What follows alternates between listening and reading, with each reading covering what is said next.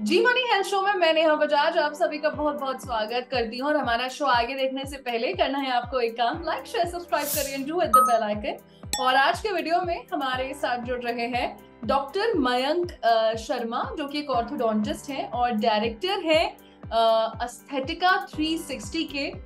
12 सालों का अनुभव है इन्हें और उसी के साथ साथ नोएडा में इनका क्लिनिक बेस्ड है। आइए आज उनसे चर्चा करते हैं।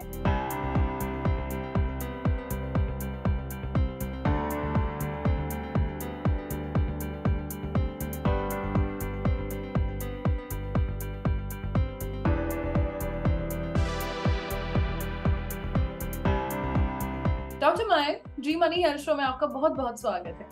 Thank you for inviting me. We are glad to have you as a guest. अच्छा, हमारे दिमाग में हमें पता है डेंटिस्ट है, डेंटल सर्जन है, लोगों को ऑर्थोडोंटिस्ट के बारे में नहीं पता है। सो आप हमें ये बताइए, डेंटिस्ट कौन है, ऑर्थोडोंटिस्ट कौन है, कब किसको कांटेक्ट करना है? देखिए, हर ऑर्थोडोंटिस्ट सबसे पहले तो डेंटिस्ट है, बट 5% डेंटिस्ट ही ऑर्थोडोंटिस्ट बन पाता है।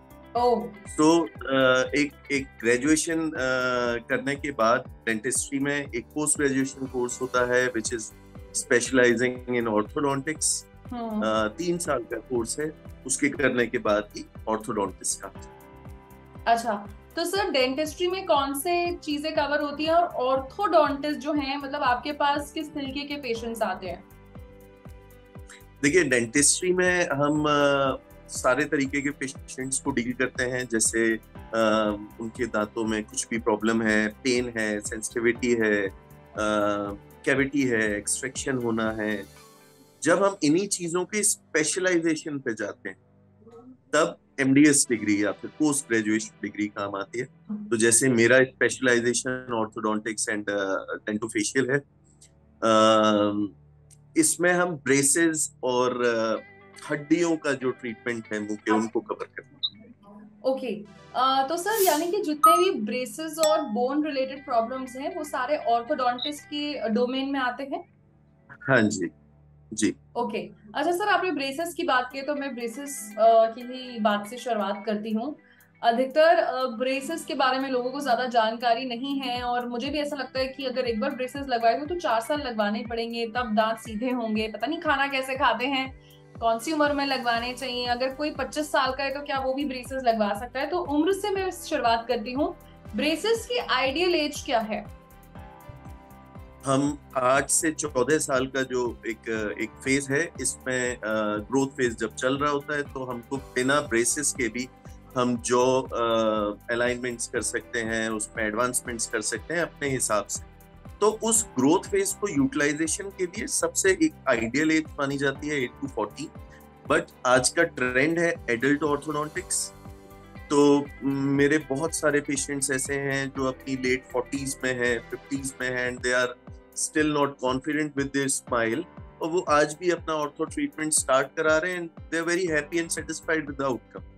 सर, क्या बिना दांत निकाले, बेसिकली जो दांत बाहर निकले होते हैं या टेढ़े मेढ़े होते हैं, उनका अलाइनमेंट भी सही हो सकता है? क्योंकि एक अच्छी स्माइल के लिए दांतों का अलाइनमेंट सही होना बहुत ज्यादा जरूरी है। देखिए, एक जैसे आपने मुझे कुछ चीजें बोली कि बहुत सारे मिथ्स बने हुए हैं, तो एक ये भी मिथ बना हुआ है ऑर्थो ट्रीटमेंट के लिए कि बिना दांत निकाले ऑर्थो ट्रीटमेंट नहीं हो सकता।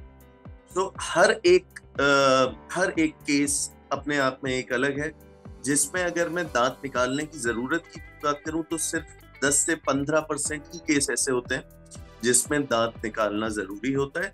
वरना आजकल बहुत सारे ऐसे एडवांसमेंट्स आ चुके हैं ऑर्थोडोंटिक्स के अंदर कि बिना दांत निकाले भी अलाइनमेंट किया जा सकता है। ओके, एंड सर क्या ये प्रोसीजर पेनफुल है? ओके, तो ये प्रोसीजर बिल्कुल भी पेनफुल नहीं है। बट हाँ, जब भी हम दांतों के अंदर मूवमेंट स्टार्ट करते हैं, इनिशियल फोर्सेस लगना स्टार्ट होते हैं, तो शुरुआत के 4 से 5 दिन के लिए बहुत ही माइल्ड पेन होता है, जिसके लिए हम बहुत माइल्ड पेन किलर साथ में प्रिस्क्राइब करते हैं। उसके बाद ये बिल्कुल भी पेनफुल नहीं है, कहीं भी कोई प्रॉब्लम नहीं। अच्छा, आजकल सर एक और कॉन्सेप्ट है जो बड़ा चलन में है, वो है इनविजिबल ब्रेसेस।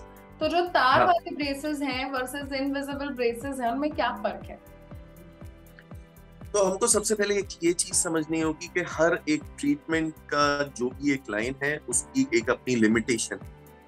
तो अगर हम ट्रीटमेंट्स की बात करें, अगर सीवियरिटी की बात करें, तो बहुत ही माइल्ड टू मॉडरेट जो केसेस हैं वही सिर्फ इनविजिबल अलाइनर्स से किए जा सकते हैं, जबकि अगर हम ब्रेसेस की बात करें तो वो सीवियर केसेस के लिए भी बहुत हेल्पफुल है। अगर हम ट्रीटमेंट टाइम की बात करें, अलाइनर्स के थ्रू जो भी केसेस करे जाते हैं वो थोड़ा सा टाइम लेते हैं, बट ब्रेसेस का कंट्रोल ज्यादा अच्छा होता है, थोड़ा सा कम टाइम में। बट हाँ, एक ये बहुत बड़ा अंतर है कि पर्सन टू पर्सन डिमांड के ऊपर बहुत ज्यादा डिपेंड करता है। अब जैसे आप शोबिज में हैं, अगर आप कल को अपना ऑर्थो ट्रीटमेंट कराना चाहेंगे तो आपके दिमाग में ये जरूर रहेगा कि मैं ब्रेसेस लगा के I will not be looking good. तो ऐसे पेशेंट्स के लिए अलाइनर्स को प्रेफर किया जाता है, और जिन लोगों के लिए ये चीज दिमाग में नहीं है उनके लिए ब्रेसेस ज्यादा प्रेफर। ओके, एंड डॉक्टर साहब एक और चीज बताइए कि अगर बाय चांस किसी ने ब्रेसेस लगाए हैं और जैसे आपने बोला 8 साल का बच्चा है, अब आपके मिल्की टूथ भी गिर रहे हैं, कैविटी भी लगता है बच्चों को, सो अगर कोई उस एज ग्रुप में है तब भी अगर हम ब्रेसेस लगाते हैं तो क्या कोई दिक्कत? नहीं, कोई भी दिक्कत नहीं आती है। ऑर्थोडोंटिस्ट का काम है उन सारी दिक्कतों को देखते हुए अपने ट्रीटमेंट को आगे बढ़ाना। कोई भी दिक्कत नहीं आती है, सारी दिक्कत हम देखते हैं।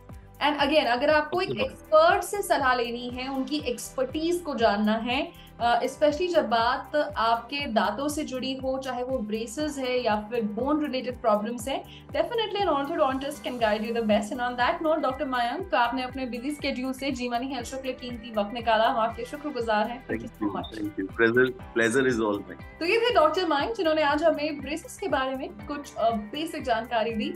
आई होप आपको आज का वीडियो बहुत पसंद आया होगा। अपना फीडबैक जरूर शेयर करिएगा। किसी और विषय पर भी अगर आप चर्चा देखना चाहते हैं वो भी हमें बताइएगा। इसी के साथ मैं नेहा बजाज अब आपसे लेती हूँ इजाजत। मिलेंगे जी मनी हेल्थ शो के एक नए वीडियो में एक नए सुपर स्पेशलिस्ट के साथ। तब तक के लिए आप देखते रहिए जी मनी हेल्थ शो। अच्छी सेहत हमारा वादा।